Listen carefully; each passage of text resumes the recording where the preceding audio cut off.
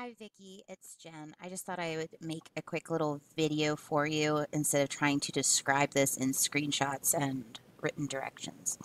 So I'm logged into my IXL account here, and for example, this morning I went to check to see if my students did their homework. So the first thing, and I think I told you about this, if you go into the roster, you can actually assign students a class. So I have gone ahead and grouped them by the class period that they're in. So that way, when I'm checking their homework, I can do it by class period. So if you go into analytics, the way that I check it is I go into scores, and then once you're here, if I just need to check, let's say my fifth period class, I would click that class.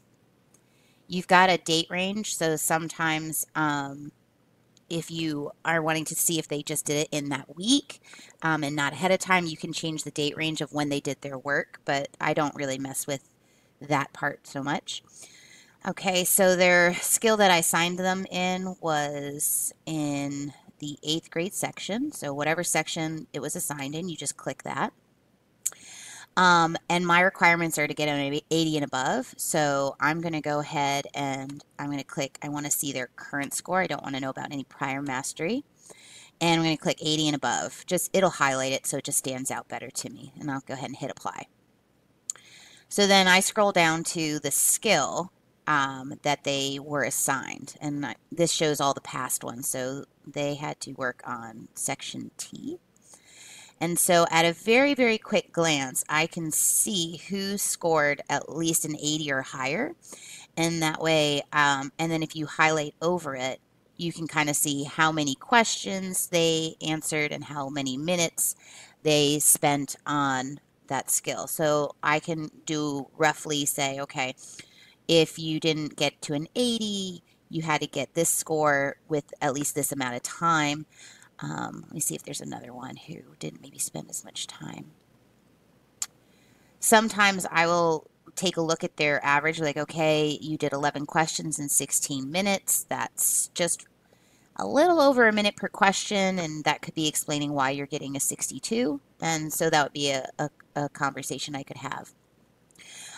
For example, here, this student, I see that he didn't do any of the skills, so I can send him a message or talk to him in class today saying, hey, saw that you didn't do your homework. What's going on? So that's a way to do a really quick check. And then you can switch. So once you've located that skill, so since it's the same for all my classes, I would just go, I'm like, okay, let me check my 8th period class now. And it's going to have it all lined up to already the skills, and I can quickly see it. So I see that 2 people didn't do their skills here for the week that I assigned the work. And then this person here, I might scroll and say, why'd they get a 37? Now, if I wanted to investigate it a little bit further, I could actually click on this, and that will take me to this student's specific progress with that skill. So I can see how long, so after 2 questions, what their score was. He must have missed that question, got it right, missed it, got it right, kind of things, because the score is going up that way. But what I'm more interested in is right down here. So you can say, show the missed questions only. So I want to just see which ones did he miss and maybe why, and how far off was he. So they show me the correct answer and they show me his answer. And that's where I can be kind of like, all right, that's a very big discrepancy. What's going on here? Is he just guessing, or do I need to check in with him to make sure he's understanding what's going on?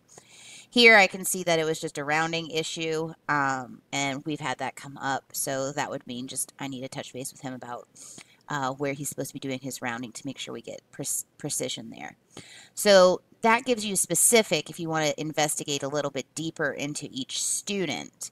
But again, going to what's called the score grid will give you a like a little snapshot of your whole class at that time.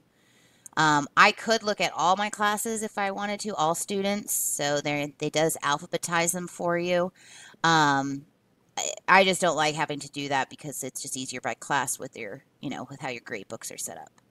So hopefully that helps you out a little bit. And if you have any other questions, let me know. All right.